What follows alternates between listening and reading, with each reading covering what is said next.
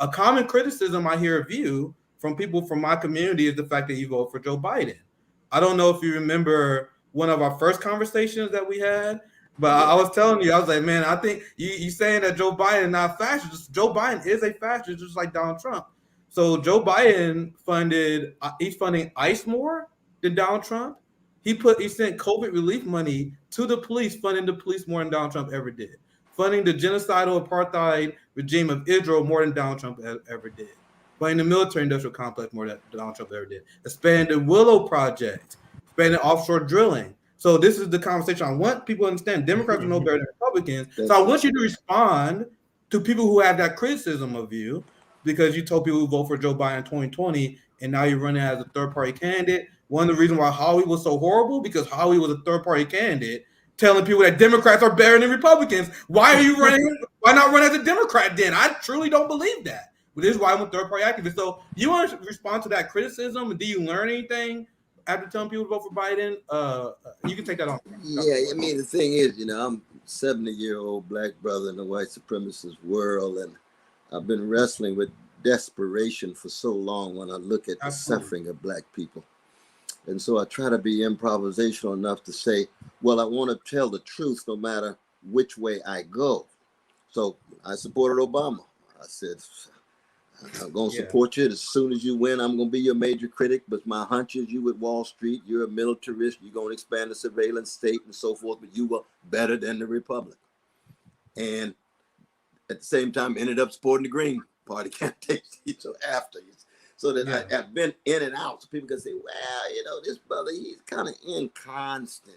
He supports some Democrats and then he'll support the third party back and forth. And I can understand that criticism.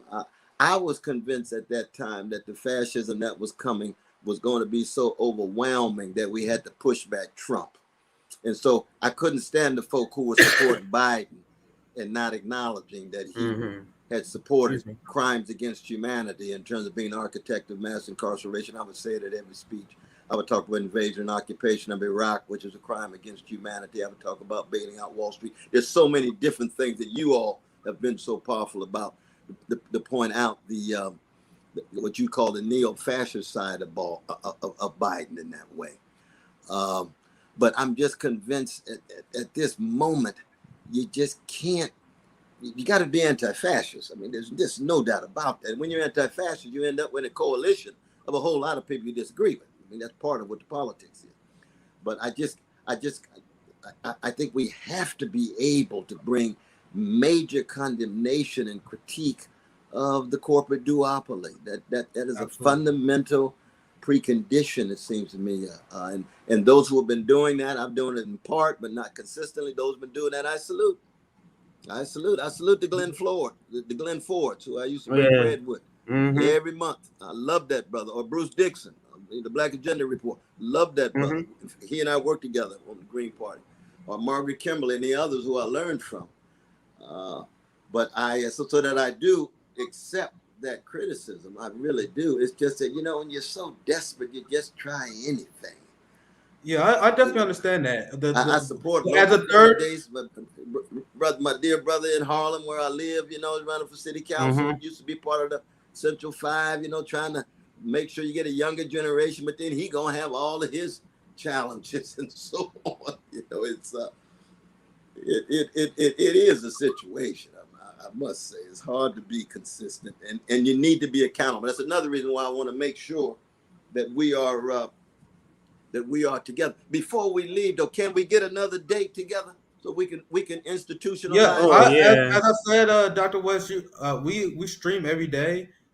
We have open door policy for you, brother, because there's so much to talk about, and one of the things I want to ask about is the methods of accountability, and the fact that you want to come on every month is a great sign. That was a question I was going to ask later if we had time. What will be the methods of accountability? And coming on here, answering questions for the audience, that's a good way to stay in tune with the movement, which is something that Bernie Sanders did not do, right? Yeah. So once again, I know a lot of people are friends with Bernie among the professional managerial class. We're not. We're just having a straight criticism of what you're doing as a leader. There's no method of accountability for Bernie. So I'm glad that you're willing But bro, I'm looking at 1:00 on June the 28th.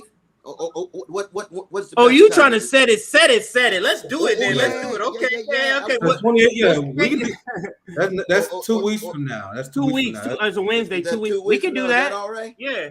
Yeah, that Let's absolutely do it. works. Let's pencil in June 28th, But Wednesday, and all of our audience. LA time. I'm in LA, but it would be 4:00. Is that all right? Now y'all got your that one. usually Oh, around same I'm time. in LA. I'm in LA where you're at. Maybe on that date, maybe I can have you come in be a part of an in-person interview. We'll talk offline about it. We do have an in-person studio for those in Los Angeles.